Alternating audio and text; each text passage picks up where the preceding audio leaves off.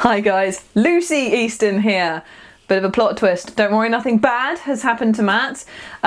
We've just been out this evening and I spent a lot of the evening banging on about something in, again, another bit of a plot twist.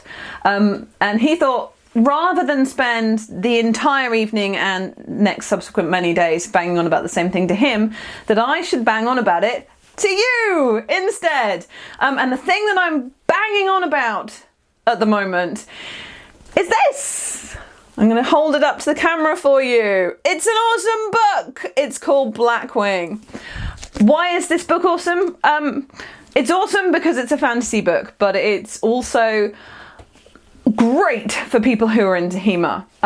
So, slight backstory. Basically, I love reading, but I'm a really picky reader. I really like sci-fi and fantasy, and they're great, brilliant things to read, but they often fall down when it comes to accurately describing fighting, which might sound a bit silly, and obviously a lot of reading a book is using your imagination and deciding for yourself how the fight looks.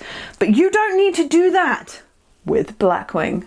Also, I should point out that I've not been asked, but by the author, Ed McDonald. Hi Ed, who is, full disclosure, a person that I know, but he's not a person that I know massively well. He's a really nice guy. We've met a few times at events, and he trains with the London Longsword Academy with Dave Rawlings. Brilliant fencing instructor, also has a YouTube channel. So without spoilering you, just to give you a little bit of a background on what the book's actually about. Obviously it's a fantasy novel, and it's one of the more dark fantasy novels, but in a really good way. So just to introduce the concept of the story and to explain a little bit more about it. Obviously, you know, we've covered the fact that it's full HEMA, which is great, but it's a fantasy novel. It's a magical scenario, and it's very post-apocalyptic. I'm just going to read you the first paragraph, okay? Bear with me. Somebody warned them that we were coming. The sympathizers left nothing behind but an empty apartment and a few volumes of illegal verse. A half-eaten meal, ransacked drawers. They'd scrambled together what little they could carry and fled east into the misery.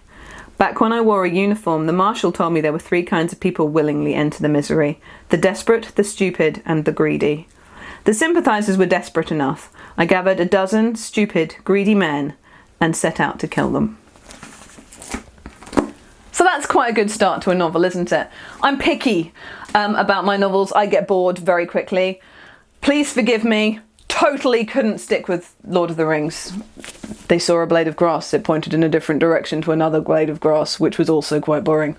The overriding plot was great, and that's why they made great movies, but my attention span for books is quite picky, and this is one that keeps your interest. So there's this guy, Galharrow, who used to be a marshal, and now he's in a similar senior position, but he's working for what is essentially, you come to realise, quite a scary guy who's one of the rulers in the situation. And there's this area of land, the misery, that's controlled by magic, and there's lots of really weird stuff in there. And the imagination that it must have taken to create some of these incredibly weird and creepy creatures.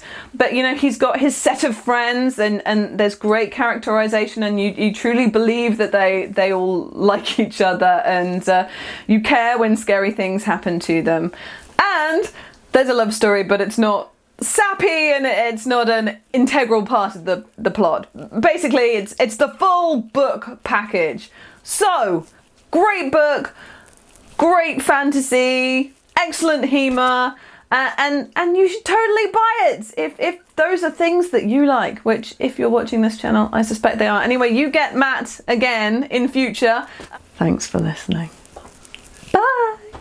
Thanks for watching. Please subscribe. We have extra videos on Patreon, and you can follow us on Facebook.